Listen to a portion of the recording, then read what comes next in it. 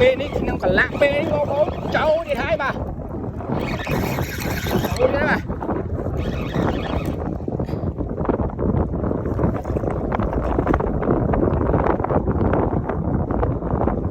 nào con mày ở bên tận xa con đây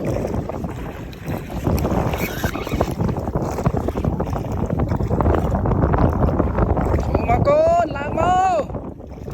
lang một con ở sông bò lang một con rồi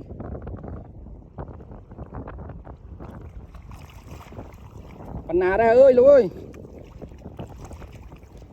phần nào đấy nè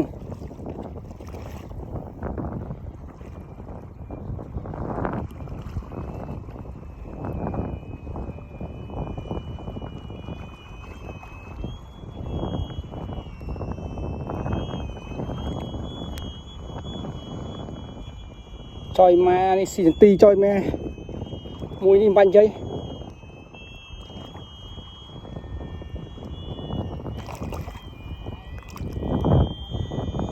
ôm na cho ba ơi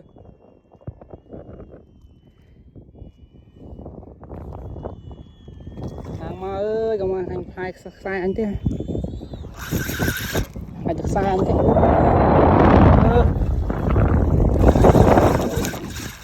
nãy vô phải vô mau ôi ơi nhưng phải đánh sai nãy đây on đi